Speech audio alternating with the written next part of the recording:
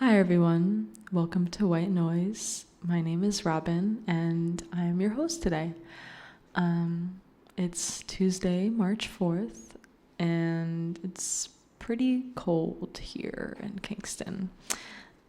I had kind of like a little speech lined up, but we have a performer who wants to take the stage, and I am not going to say no.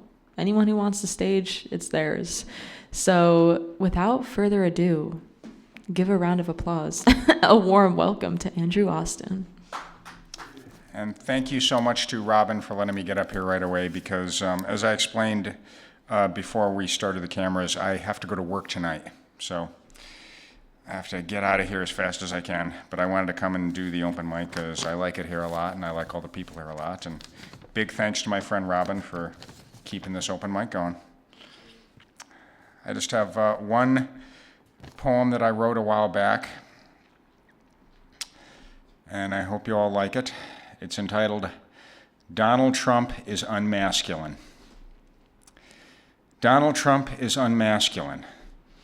The sheer dearth of masculinity is pathetic and weird. The gross physique, the melting face, the off-putting speaking style, the complete lack of decency, lack of class, lack of a basic understanding of reasoning skills. It's also unmanly. It's like God asked himself, what's the most unmasculine person I could inflict upon humanity? And he came up with Donald Trump, the most unmasculine president in American history. Donald Trump is unmasculine. I mean, listen to the guy. It's like listening to the exact opposite of a real man, a blabbering, cowardly, obnoxious cross between a publicly masturbating hobo and an elephant seal giving birth to the living personification of stupidity. It's just so unmasculine. Donald Trump is unmasculine. Imagine a stoic, steady, strong leader who faces the world with unflinching determination and integrity. Donald Trump is not that guy. He is, in fact, the exact opposite, a weak, stupid, barely coherent mass of poorly maintained carbon with all the sex appeal of a hippo having explosive diarrhea. That analogy is deeply unfair to hippos, because any hippo having explosive diarrhea is more masculine than Donald Trump. Donald Trump is unmasculine. Donald Trump is unmasculine. Donald Trump is unmasculine. Thank you very much, everybody. Back on the stage, our good friend Robyn. Thank you. You got me thinking about presidents, and we've never had a woman president before, so we can't really say that there is a feminine president, right? Although if there was, who would be the most feminine president? I'd like to think that JFK was the most feminine president because he just, I don't know. My mom was always really into him growing up. So to me, he has feminine energy. But when I think of the most masculine president, I mean, when you look at those old paintings of George Washington standing heroically atop, whatever that battlefield was, Valley Forge, thank you. If we could say that something is masculine, I'd say maybe that fits in. But I don't know, the first person that came to my mind was Teddy Roosevelt. Because, he was a man who fought for the rights of something that was beyond his understanding, which is our Earth. And he's the only president I even have a remote amount of respect for. Because he was just cool. And also they parodied him in Night at the Smithsonian or whatever that Night at the Museum. I never forget that. Who played him? Was that Ben Stiller? I think Ben Stiller played Teddy Roosevelt. Oh my God, how could I have forgotten that? My favorite actor. Yeah, it was Robin Williams. Literally one of my favorite performances ever. Yeah, but clearly I don't have many associations to presidents except for film and media. But I like all of the adjectives and the descriptors. So what I was going to start out with, this isn't my reading, so don't expect much right now. But I just wanted to start off by I did this a few weeks back where I read a few lines from this author I've been reading, Gary L. Lutz. I know that the book says Gary Lutz, but I learned after the first reading when I was like, oh, I don't know anything about this writer. She actually came out as a trans woman like 2 years after this was published. So her name's actually Gary L. now. So if that's why it sounds confusing when I said that, that's why. But yeah, I have just been so into her, so inspired by her writing. So I was just like gonna read a few more lines just to get us into that weird creative flow that she brings me in when I read her. So I'm just gonna skim through and read a few lines. Okay, here's a good one. Oops. Father had grown a beard that was more like a black cloud loitering in front of his face. Get you thinking. Let's see. We don't have many people here, so I'm not like in a rush right now. It's one of those days. All right. I moved into a cheesily carpeted carpentiered.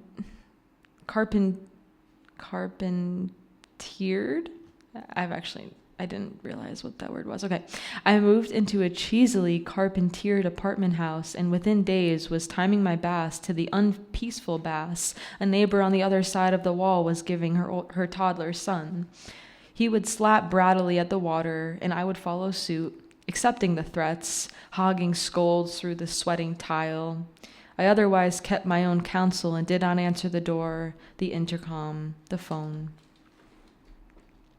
And a little further down the page, I patrolled my body for purplements, lesions, found only the ordinaria of dim good health. Just like the words, right? Ordinaria. Like how, like who? I know, literally. It baffles me. Is that a word or his word? I think she just made it up. I don't know. It's probably a word, and I'm just like illiterate. Okay, here's another great line. Foul-eyed and recumbent in pajamal diffanities. Like what?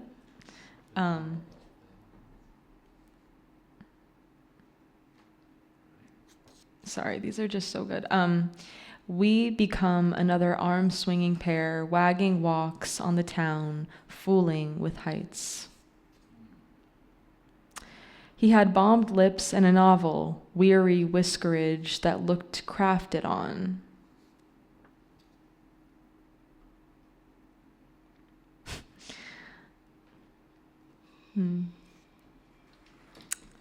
I count on others to caw valiantly or turn on aquarium pumps, run the loudest of fans when I think to bring her up. I felt that one. She was a hard-boned girl, afraid her heart would halt between beats. She went around with her hand covering it until somebody finally said, "Must you always be pledging allegiance?"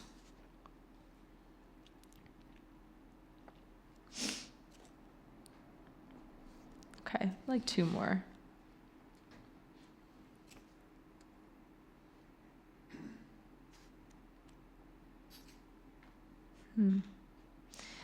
Even in dirty weather, my hands are tied.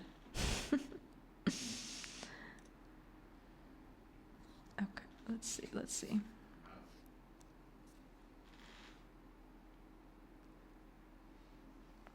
There is no use in hearing the term apartment complex unless it is taken immediately to mean a syndrome, a fiesta of symptoms.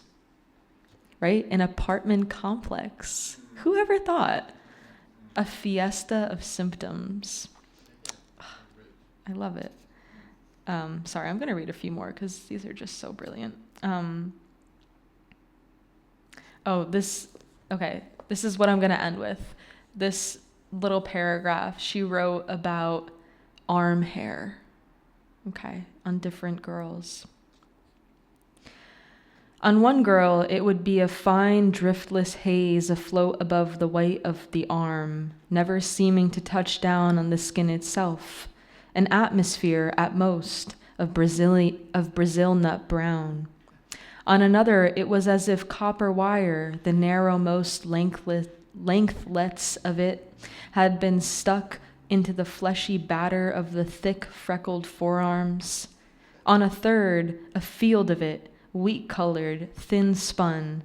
On a fourth, a differencing, darkish updrift that shaded off as it approached the inner bend of the elbow, then reemerged at the base of the upper arm as whiskery fringe.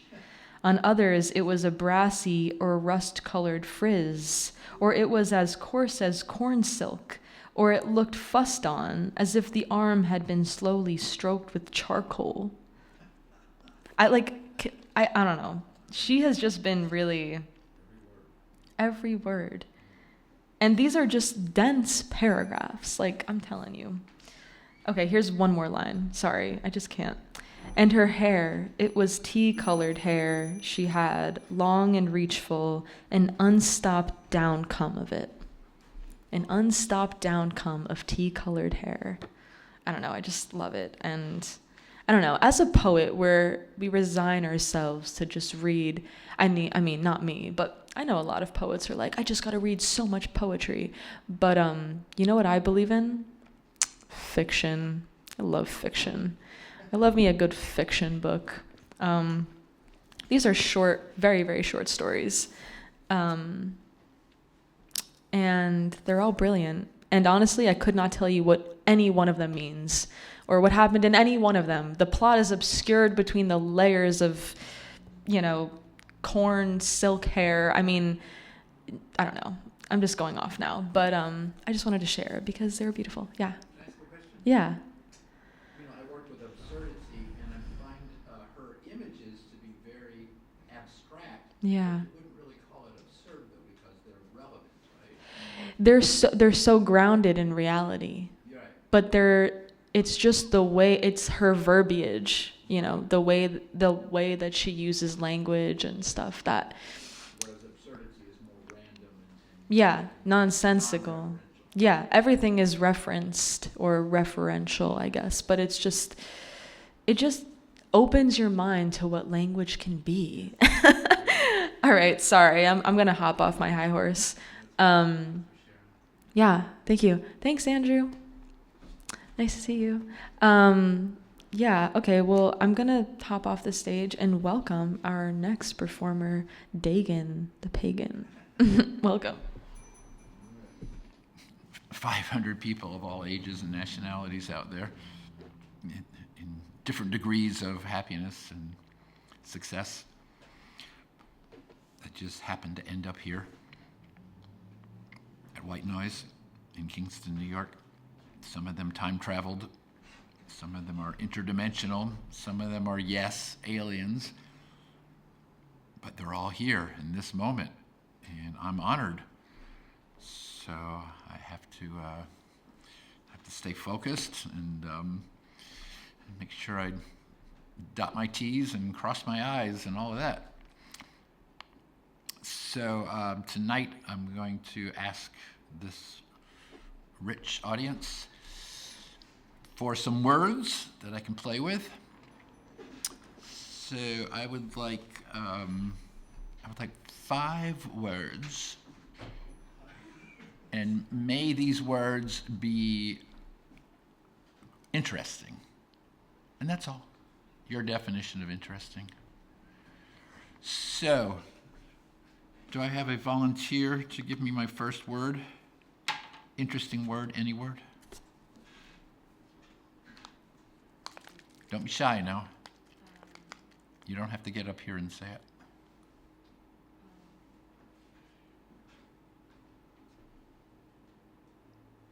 Wow. Okay, I'm thinking of so many words. I can't. What's the first one that comes to your mind? It's a long one. Okay. I can't spell it. Okay. Okay, I'm gonna spell it. P-U-S. P-U-S? I-L-I. Pusillanimous? Yeah. Thank you. That's an interesting word. Someone else? Pugnacious. Pugnacious.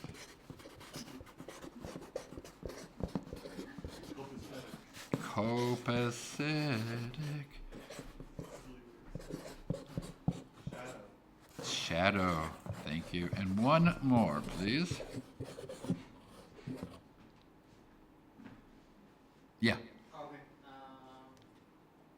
Plastic. Thank you.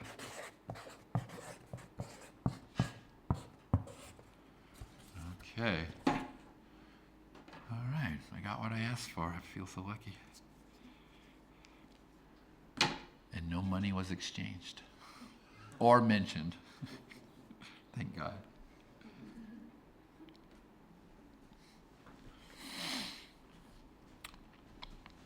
So as I was decrying the state of the world the other day and looking into the skies, wondering what is next and what is this all about, I had this pusillanimous insight that put me into the zone, and I immediately knew what I had to do.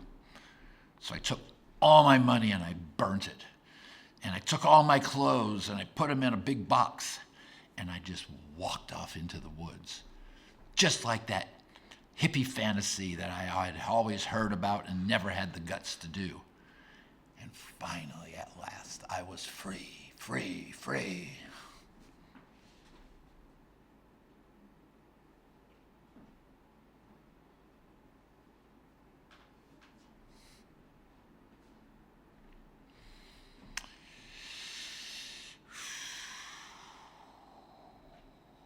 Right. So the other day, there were all these dogs, and I swear they were speaking English, but they probably just were doing their own thing. But maybe I was hearing voices. They were jumping around, and they were talking about the stock market, and they were talking about politics, and I just went, kerflooey on you. None of this makes sense to me. I just was sticking with my path, doing my thing, doing what I had to do. And before you knew it, there they were, being obnoxious, being pugnacious, being in your face, asking for more than they deserve. Ha! I wasn't up for the task. So I split, and they didn't follow me. And that was that.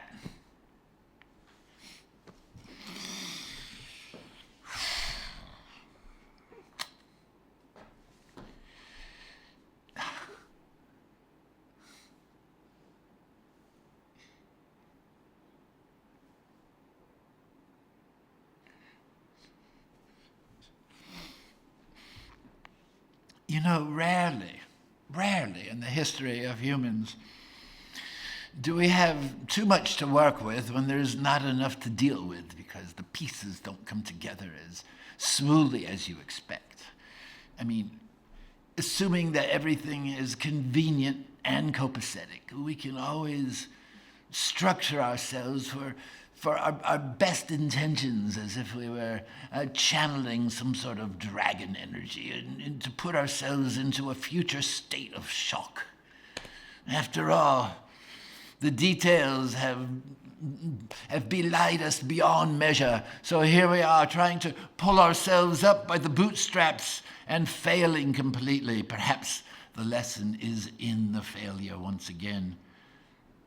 I demur for the passage of time, as we can take these things for granted once and for all.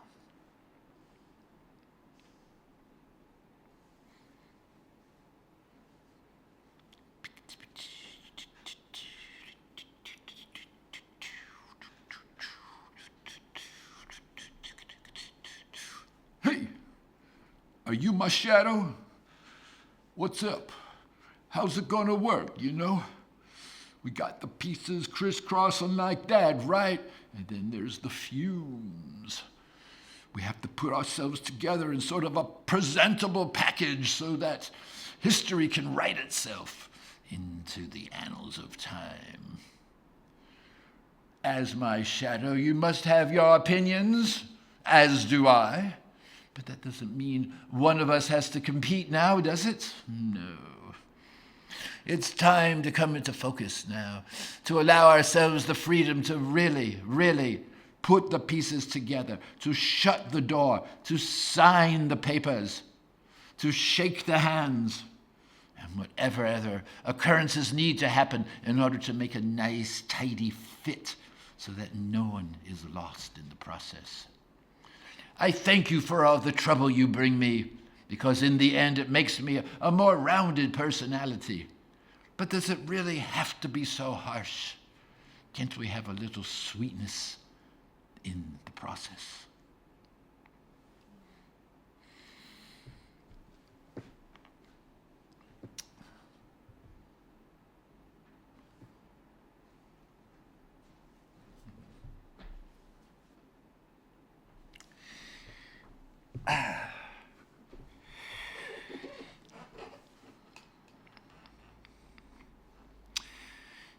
You know, things aren't what they seem to be anymore, as they once used to be. You never know. Or do you? That's what I mean. Nothing makes sense. And that in itself is a form of logic. How do we figure out what we do when we don't know where we go, and how we dig for the pieces that we never thought were there in the first place? Are we afraid of ourselves, or are we crashing down from our own inhibitions? I swear, there's something else at play here. Yes, we're all turning into plastic because we eat it, because we bathe in it, because we dress in it. It is everywhere, and so we shall become as plastic. Pretty much. The phone, how much plastic is there? And now the brain. There have been studies to say that human brains are now more than 30% plastic. Yes, indeed. Well, that's trouble in paradise, let me tell you. You're not going to catch me eating any more plastic. No, I'm going for roots and grubs. I'm going for herbs and wild fruit. No more plastic for me. I'm free, can't you see? I've done it. I've finally cut my addiction to this element from outer space. Oh, please help me now. Now that we fall to our knees, we can't assemble anymore into the gorgeousness of everything that we thought we could be. I beg you one more time.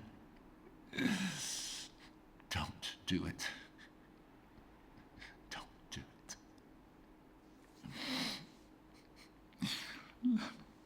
Well, that's my little act. I don't know why I'm feeling so emotional now. We did Pusillanimous. Do you remember Pugnacious? I do. Copacetic, that was fun. And Shadow, remember I talked to the Shadow? And Plastic. I'm serious about the plastic. Everything else I was joking. So now I'm at the end of my act, and I want to thank you all of you, for coming here tonight through the cold and the rain and the sleet and the plastic. And please, whatever you do, don't be afraid. Everything's okay.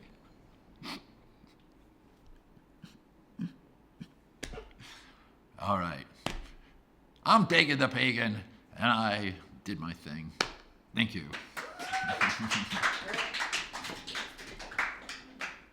Wonderful. Well, I guess that just leaves me. We got some spectators. That's all good. We appreciate everyone for coming out, even if it's just to watch. To be just a clap in the crowd. So I have a few poems that I wrote, and I was like looking for stuff to read today. I'm like, wow, I have nothing that I've wrote since last time I was here. And then I realized that I was just here last week. And I was like, okay, wait, maybe I should stop setting crazy expectations for myself. We'll see about that. So I have 3 poems, and they're I'm gonna be honest, they're pretty heavy. But we're just gonna do it because I know half the people here, so that keeps things fun and exciting.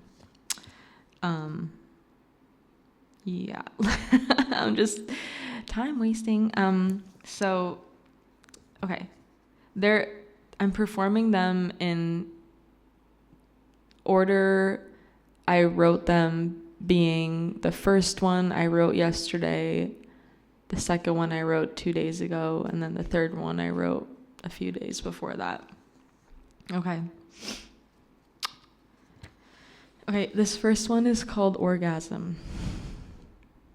9:23 p.m., trickle down my thigh, I brace my legs tightly, yes, just in that spot, yes, right there, and I squeeze right into the synthetic fur of my life, holding me captive, but also a form of release, so finally I see what they mean by squashed, as if my lifeless legs made a difference, with a distant light judging me beyond the thinness I withhold, unless there's meaning in it, unless you could never find your way home again, unless my purpled fingernails meant more than a draft, and less than anxiety. Maybe then I'd find the cure to my unrelenting disease of womanhood. We all inhabit it. 25 or 24 or 29, bored out of our minds by stagnancy and wanting to explore the outer reaches of our sanities, or fall lifeless in a ditch during a rainstorm, getting splashed again and again and loving the wetness like galore, like absolute primal intimacy with the gods above, whoever they are, whatever they ask for, unless shocked by lightning which courses through these hollow cavities of our flesh mead, ground up and still too game for the likes of feline or canine growling at the spigot of whatever's left. So sad was the song salient and sung salaciously on a bar stool next to the hungry ears of geriatric saviors of mid-maiden missilery shooting Mumbai, molding gelatin grifters or feared caped marauders, mumbling melodies caught by ravished canals, hoping a drink will ease all priceless pain.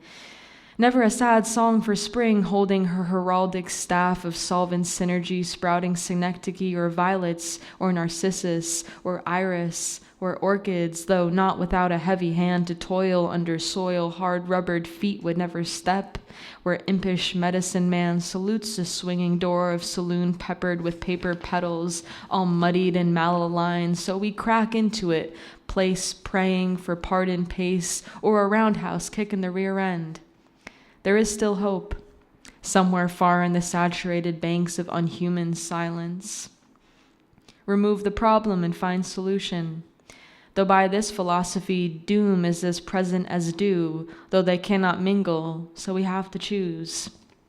I brace my knees to my chest and click my rubied, emerald, Lazarus heels and wake up facing the underside of the world, which smells of song of fall, approaching another hellish interlude, or could we be cautious, medicated, about the grace of blistered toes against frozen ground? Would our absence prevent dissolution? Would our silence evoke eternal calm? Or shall our voices, raging, raucous, racy, bring us to an alternate end of 948 reverie? To sad song of winter, here yet again, but cupping, cradling, coddling, the crumbled remains of monastic orgasm. Thanks.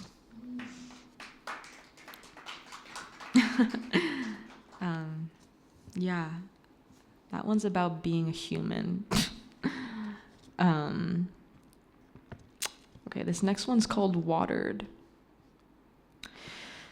Static in this 6 p.m. blue with bare branches reaching upwards like vampired hands. I hang a wreath over your head. Hang it till it's dead. We walk a short trail that lines the Hudson River, and as we walk, I have thoughts of submerging into icy depths and never reemerging. You comfort me as if comfort is what I need. No, I need to be slapped in the face until I can see through the blinding light of heaven. But I don't want to be hurt, not more than I already am. I take a walk in the hopes I can clear my head, and instead I see the water again. It is colder today, and a frigid northern wind reddens my cheeks and curdles my muscles, which tighten around my bones. And I'm at the water again, and I see myself in it. See my face lost beneath the rocking waves, which are pushing everything downstream. And I know I'd end up on some bank near your hometown, and it'd be tragic and disturbing, but I still wouldn't be Laura Palmer. I still wouldn't have the mystery she inhabits, because my life is just what you see, all laid out on a silver platter before me. And that's all there is to say about it.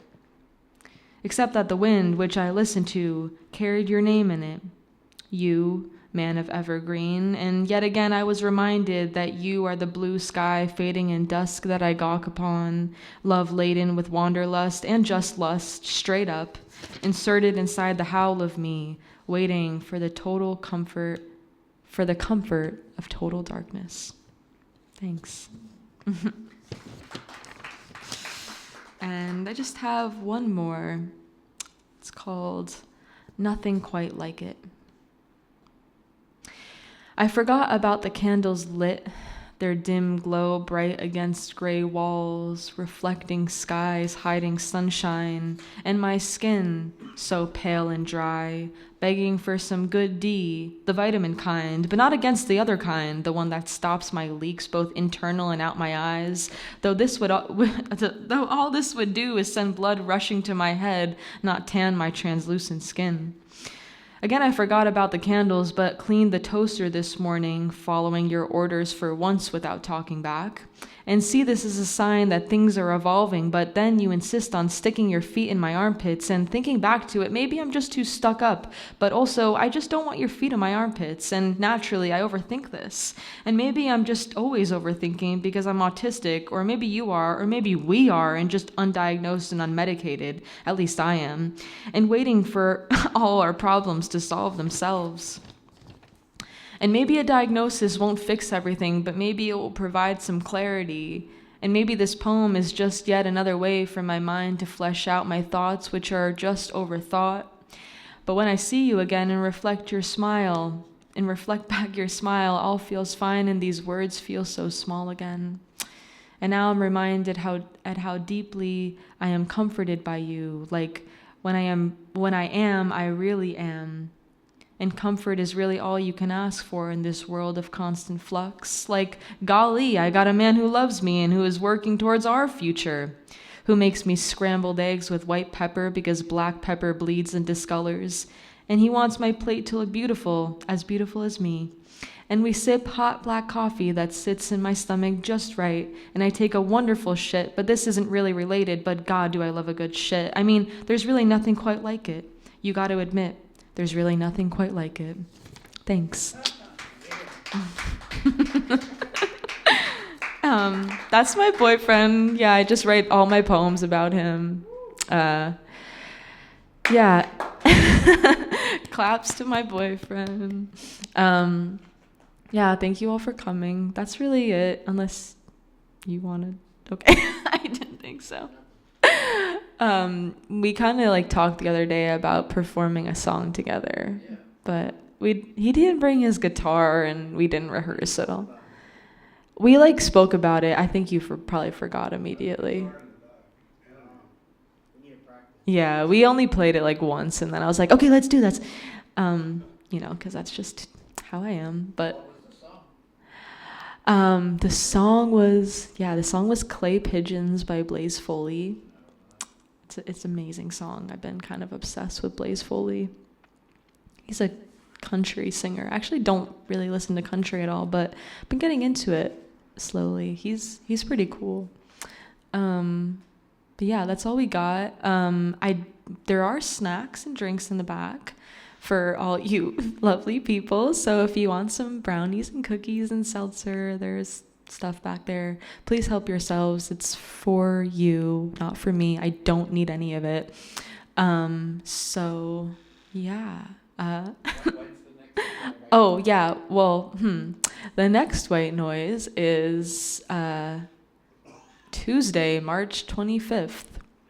Really? Yeah, it is.